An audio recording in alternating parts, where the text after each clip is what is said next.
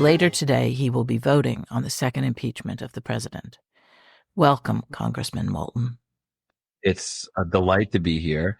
And yes, it's nice to be able to talk about the future at this difficult juncture for our country. I'm re-releasing this recording that was made 4 years ago in January 2021 because it's a unique one. It was recorded over the phone with Congressman Seth Moulton, who was actually at the U.S. Capitol 1 week after the insurrection of January 6th. And he took the time to speak to me about trains while he was on his way to vote on the second impeachment of Donald Trump. Seth Moulton is still a congressman in Massachusetts, a straight talking, straight shooter, and we're lucky to have him. And I think that you will want to hear Congressman Moulton on that day, to hear his excitement about the future and about the role that trains and high-speed trains can play in the future of the United States. I just think we should salute him now and give him and those who took the right step on that January day when they were voting on the second impeachment. Give them a bit of credit, give them a shout out. So enjoy.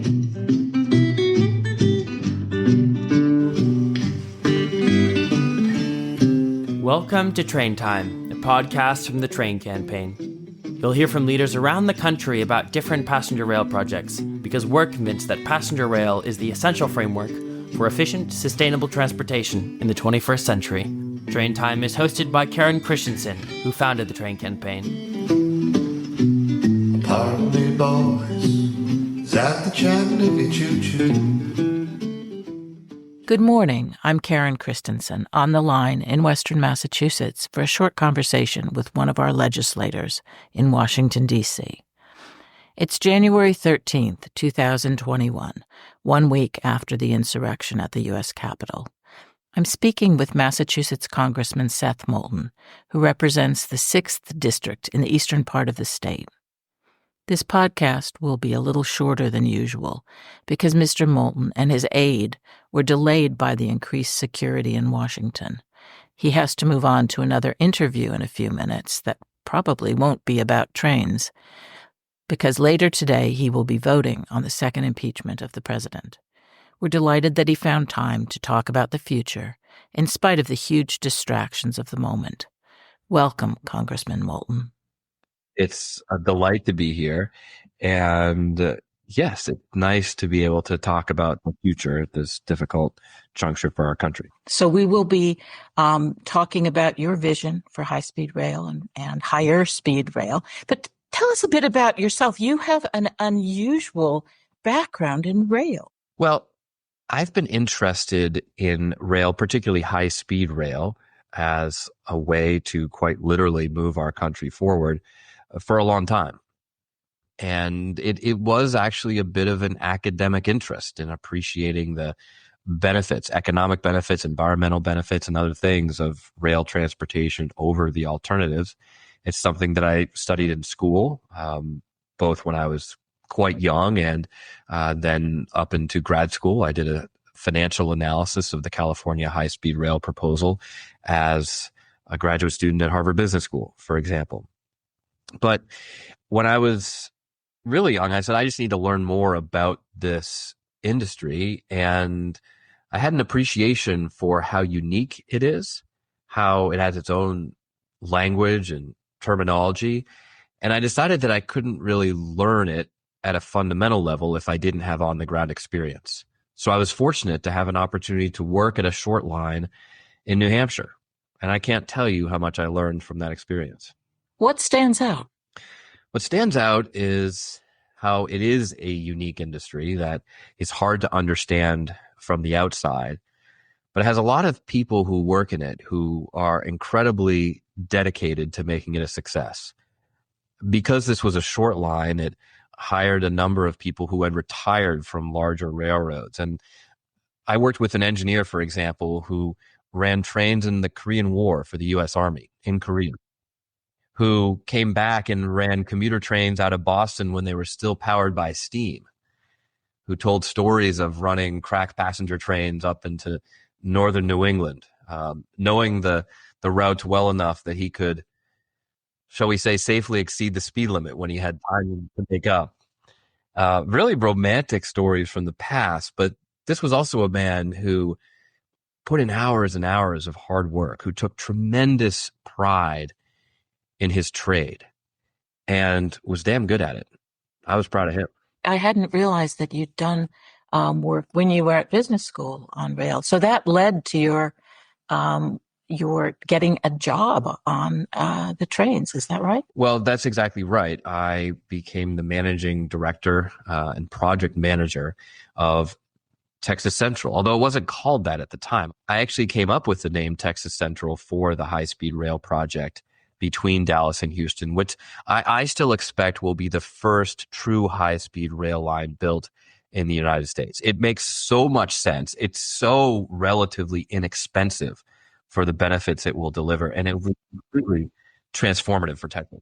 That may testify to the way infrastructure and rail can be bipartisan, get bipartisan support, surely. That it's something that benefits all parts of the country. Well, actually, one of the reasons why I think it's so important that the project in Texas does succeed, and a good thing that it will be the first, is that it eliminates this argument, which is such a silly argument, that it's only East Coast blue states that want high-speed rail. The rest of the country is so devoted to their cars that they will never ride a train. There's no evidence to support this, and the studies actually show it's patently untrue. In fact, one of the fastest growing commuter rail systems, just old-fashioned commuter rail, is in Los Angeles, which has always been called the car capital of America. So we know it will succeed, but having it succeed in a place like Texas and turning many of those Texas Republicans from critics into fans will be good for high-speed rail across the entire country. Now, I know we have a hard stop on our call today. So let's, I think we're going to have to come back to some things on another call, perhaps when you have more time. And of course, I want you to join our film project as well. But let's talk about the bill that you introduced last year, because that obviously comes out of your long, your history with rail, but it's really visionary and very much future focused. So please introduce that to listeners. Well, the American High-Speed Rail Act would transform how we think of investing in rail in the United States, because it would bring high-speed rail up to par with airports and highways as investments that the government thinks are good for the future transportation. Now, in many ways, this is not a radical proposal at all. I mean, all we're saying is that we want a level playing field. In fact, we're not going nearly as far as China, which has done the analysis and said, actually, high-speed rail makes way more sense than investing in highways and airports. So we should subsidize high-speed rail above all else. We should be more committed to high-speed rail than any of the alternatives. I'm not saying that at all. I'm just saying, hey, we're the United States of America. We say we believe in a free market, and yet we're only subsidizing highways. We're only subsidizing airports. We give a pittance to Amtrak every year to run a completely outdated, old-fashioned network. I have no interest in expanding this 1950s era service. In fact, most Amtrak trains run on slower schedules than they did 70 years ago. I was shocked when I first learned anything about trains, 10 years ago. That astounded me. Now, contrast that with China. China expects 24,000 miles of high-speed rail by 2025. It has built its network in roughly a decade, with the first line inaugurated just back in 2008. And now it's routine to take the train from Beijing to Shanghai. China has invested roughly 100 times the amount the U.S. has, and we have 0 miles of high-speed rail operating here at home. Think about that. China has 24,000 miles in a few years. We have 0. One of the things that struck me looking at your bill, which I gather you'll obviously be carrying this forward, is a real sense that you want to build a national network. I often hear about this line, as if they're, competing little projects. And your proposal is very much that to connect the country. How do you think? I'd love to know why you think that matters. I'll tell you right now, not ignoring what's going on around us as we have this discussion, unifying the country is all the more important. And if you think about exactly what's going on here, there's a huge disconnect between the big cities on the coast and in certain parts of the country like Chicago and all the smaller cities and rural areas throughout America. That actually defines our political divide. And the beauty of high-speed rail, which is very different than the airline transportation system that we rely on for going long distances in America, is that you don't just have an airport in New York and Chicago. You have stations all the way in between. And so Buffalo and Cleveland, these cities that have really fallen on hard times, they get served as well, and the economies get tied together. Many people in America criticize high-speed rail by saying, well, you can have it between, say, New York and Washington, but no one's going to take a train from New York to LA. Well, actually, that's true. New York to LA is too far for most travelers to go by high-speed rail. It simply takes a little bit too long. But you mentioned Beijing to Shanghai. That's about the same distance as Chicago to Atlanta. Chicago and Atlanta is a distance that business travelers in China regularly take by high-speed train. They choose high-speed rail over the airplane for that distance. But it's not just about serving Chicago and Atlanta, because Indianapolis, Louisville, Nashville, Chattanooga, those are all cities that would benefit from this service as well. They would be just quick stops if you're going straight through from Chicago to Atlanta. But if you're someone who wants to stop in Chattanooga, if you're someone who lives in Nashville and wants easy, fast access to all these other cities, then you benefit from this high-speed rail line as well. You just simply can't say that about airports. And no business traveler, at least, is going to drive from Chicago to Atlanta. It simply takes too long. So this is how high-speed rail can be so transformative, not just point to point, but for all the places in America in between. Yes, and businesses grow up around those centers in a way that they don't around airports. Airports are quite different. And when I look at the list that you have in your proposal, there are so many cities included, but then all the intermediate cities. I was in Montgomery, Alabama last year with John Lewis, a trip that I'll never forget. Talk about civil rights. But one thing that strikes you about Montgomery is, sadly, the downtown is just dead. Yet this is a city that is on a rail line. If you do the math, it's an easy high-speed rail trip from Montgomery to Charlotte, which is where my flight went through. I sat in the Montgomery airport for hours because of weather delays. I could have gotten on a train, not at the airport in the suburbs, but right downtown, and gotten to Charlotte or wherever else I needed to go in a matter of hours.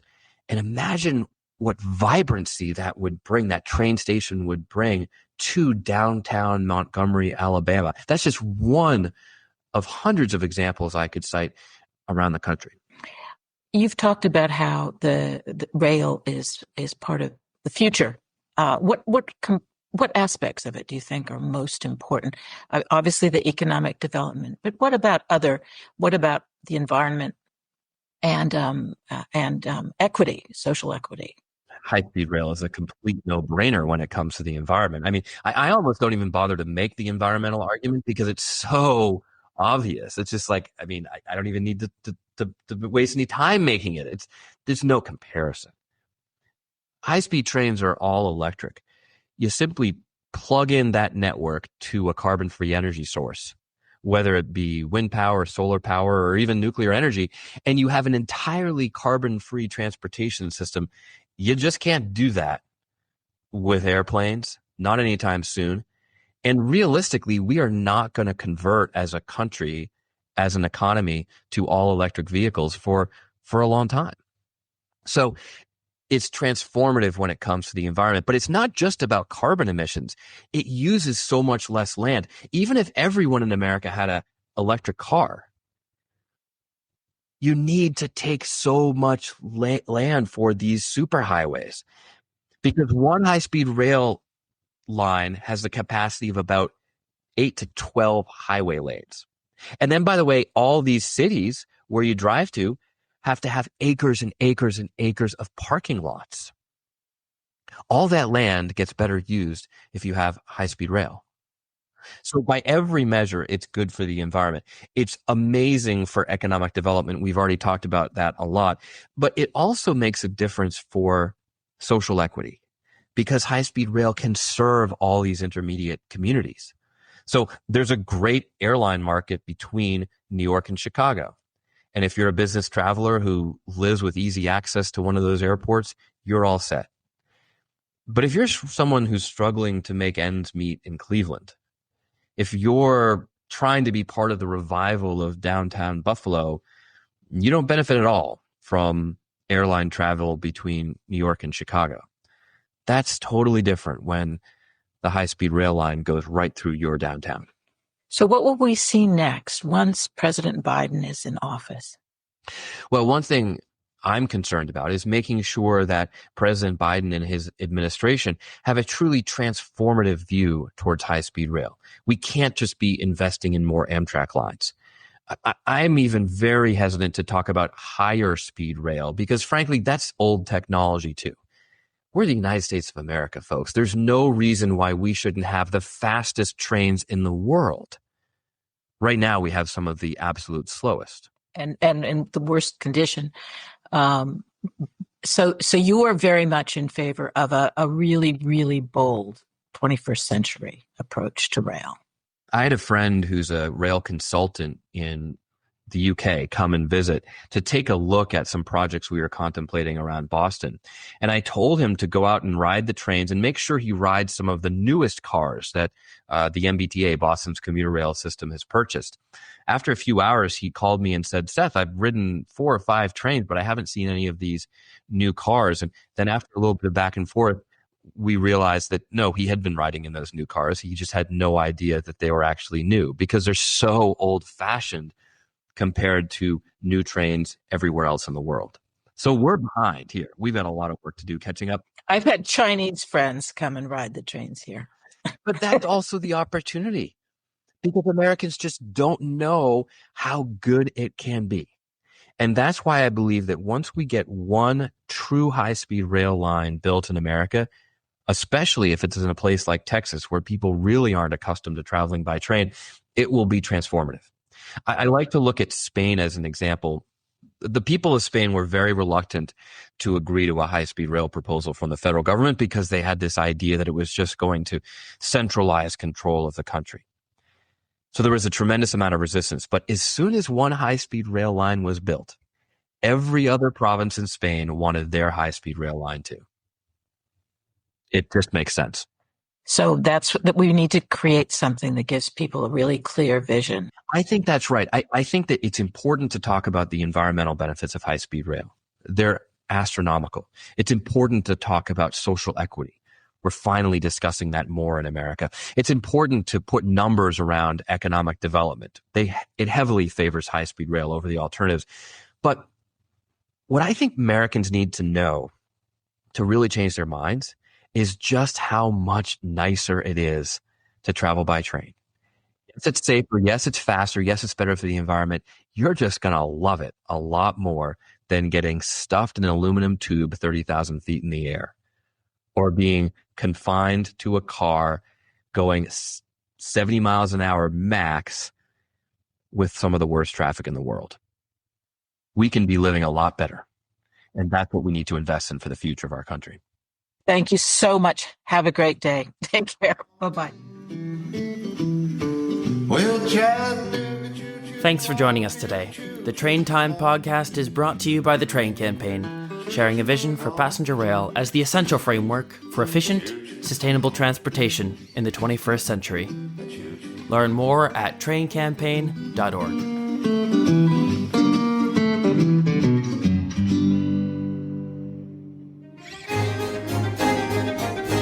Thank you for joining me at The Way We Live Now, a podcast where we roam the world for ideas and inspiration and talk about tools that will help to make the world a better place.